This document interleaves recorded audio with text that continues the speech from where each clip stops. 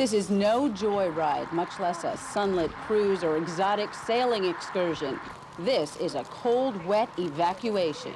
You okay? Yeah. What you got in the bag? Dog food, and then I had to get medicine for my dad. Taking only the essentials, the Matthews family called for help as soon as they smelled smoke in their home.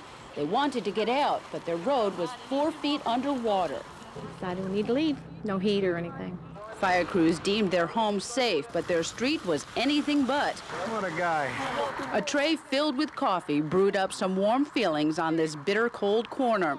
Lynnhaven Colony residents have lived through this ebb and flow before, and they know it's only a matter of time before the water goes out, only to return. We wait for it to go down, we clean up, and wait for the big one to knock the house down to start all over again, I guess.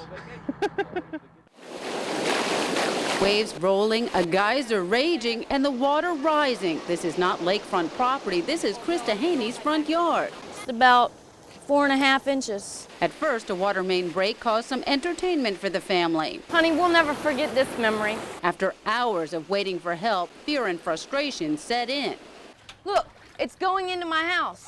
Oh, my Lord! Oh, my Lord! A supervisor from Norfolk Department of Utilities came to check the leak in the afternoon, but left. Hours later, crews came to turn off the water and fix the cracked pipe. Don't get yourself wet. It ain't your driveway that's destroyed, your house, your stuff. Krista Haney tells me when she first spotted a problem in her driveway and called for help, this was it, just this little puddle. As the hours passed and no one came to help, well, now this is what she's got, and a whole lot of wasted water. It was a lot of wasted water. I mean, they got nerve to talk. I can't wash my truck, I can't do this and that, but they can sure wash the neighborhood. 24 hours later, the neighborhood's dry. Haney still wringing wet with anger over the lag time between the first call for help at 10 a.m. and the shutoff time of 8 p.m. The water department spokeswoman says the supervisor who first checked it out went to another call, then returned hours later to find the gusher. That time away cost this family personal belongings. Had to throw away a lot of stuff last night. A lot. Kids' books, clothes, toys. But they'll have Krista's home video to remember the day their yard became waterfront property. In Norfolk, Priscilla Monti, News Channel 3. Just after 4 this morning, a man driving a stolen Silverado pickup was speeding east on 21st Street. He pulled into the Hardee's entrance, hit a tree, slammed into a car in the lot, which then slammed into another. The Silverado kept on going, jumping the curb, crashing through the window and plowing through the Hardee's, smashing out the front window. That still didn't stop him. The Silverado then crashed into the wall of Norfolk paint, and the driver ran off. Carolyn Brown had just finished wiping down the tables in the front corner when the truck burst through. Get ready to start breakfast. And all of a sudden, I seen this truck coming through. That was it. I just ran to the back. you must have been scared to death. I'm okay. I'm all right.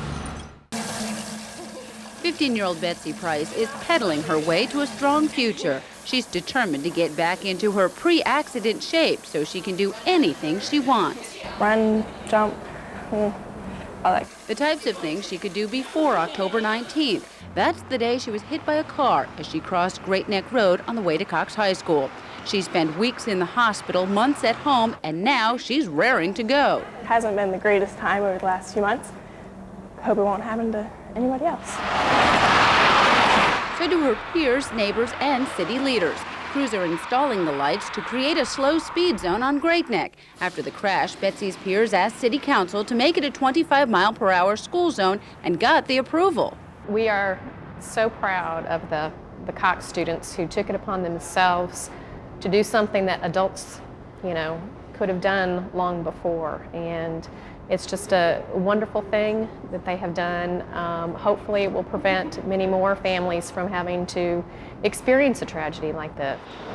Although her therapy sessions can be brutal, Betsy says she's grown into a stronger person since the crash. It makes a lot of things that didn't mean anything to me before mean something to me. Like the little things count. I have a new one for you.